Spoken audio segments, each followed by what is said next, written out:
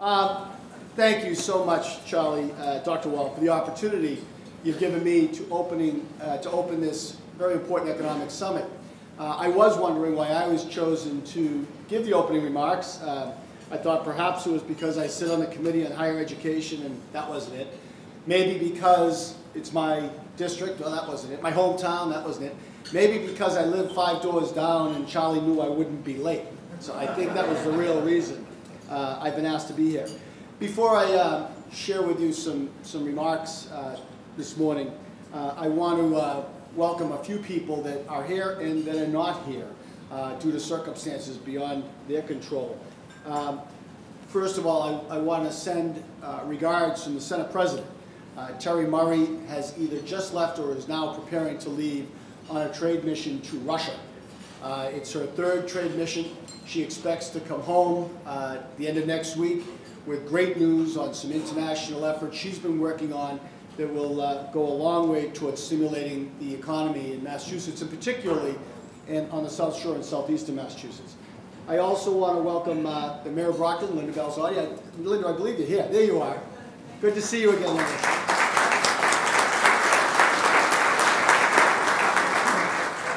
And my dear friend, Senator Tom Kennedy from Brockton, was en route here this morning when his van broke down. So he called, sends his regards, and the poor guy's trying to fix his van on the side of the road right now. And his intentions were to be here, unfortunately.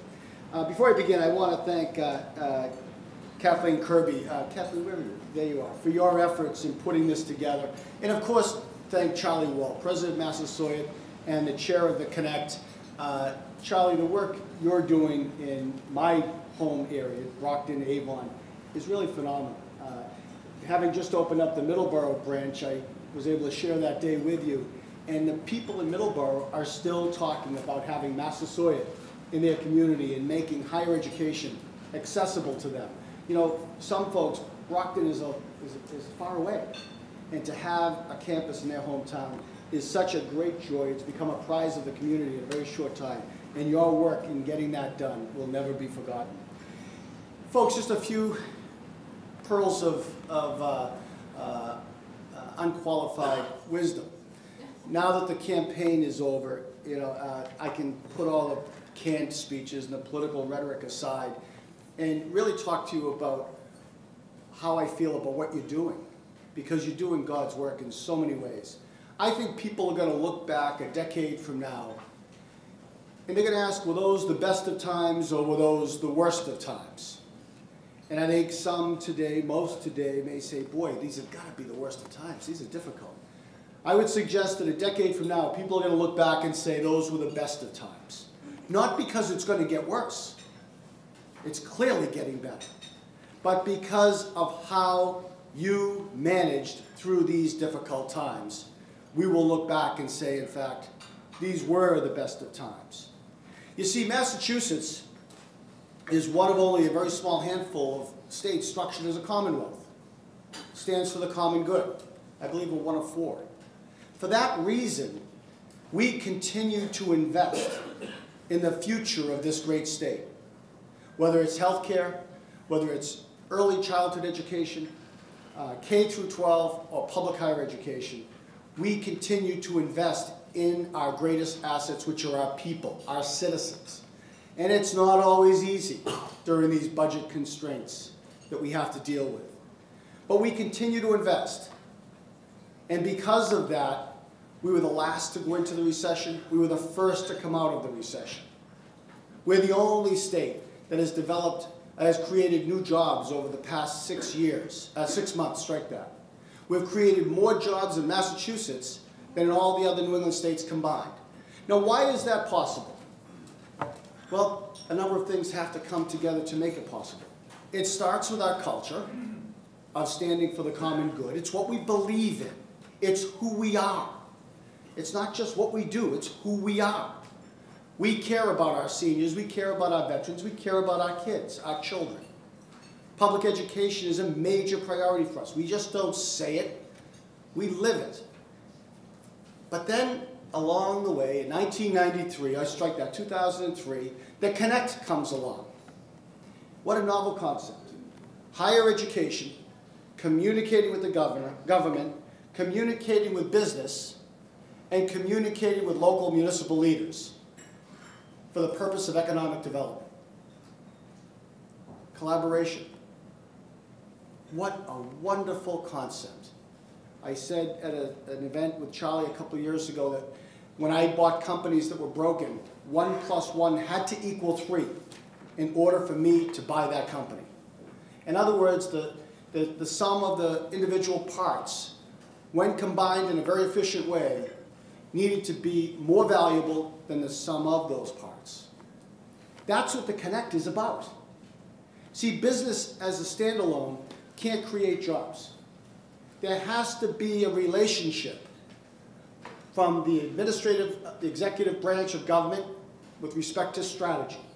And our governor has done an extraordinary job in carving out sectors for targeted growth.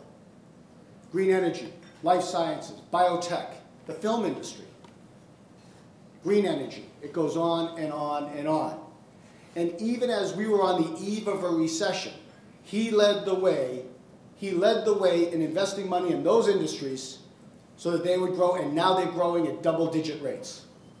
Well, that's good in and of itself, but as an isolated action, it doesn't do much. You need to now have education, higher education, preparing our students to compete in those markets.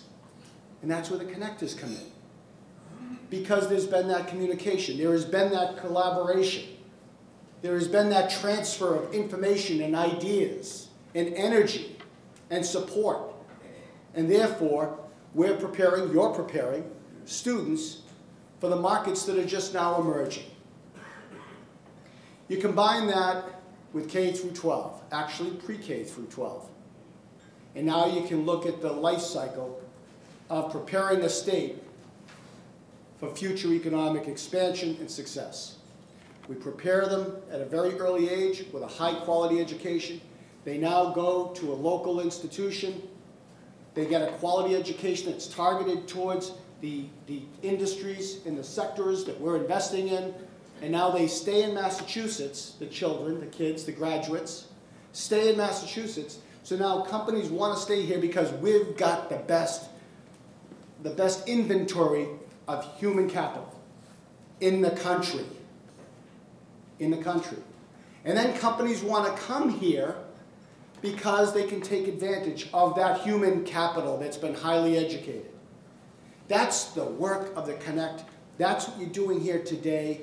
That's why we're going to look back a decade from now and say, for some, if you're in Mississippi or Arizona or Arkansas or West Virginia, and you're just sitting on your hands waiting for the good old days to come back, a decade from now they're going to say, boy, we thought those were the worst of times. These are the worst of times because they're not doing anything to create their own breaks in the future. You're doing that. The reason I wanted to be here today is to thank you for doing that, and to thank you for my colleagues in the legislature for the work you're doing and the way you're collaborating and communicating to bring Southeastern Massachusetts and the South Shore to the next level. It's working. We're working our way out of this economic hole that was caused by a global recession, and we're doing it because fine intellects, high integrity business people, people who are putting their personal ambitions aside and putting their fiefdoms in the back row and not worrying about their own personal gain, are all working together, sharing ideas, sharing their energy, sharing their love for this Commonwealth, and pushing us forward. So I just wanted to thank you for doing that. I want to congratulate you, Charlie, on the work that the Connect is doing. And as you begin your work today, I just want to offer my thanks in advance. Thank you.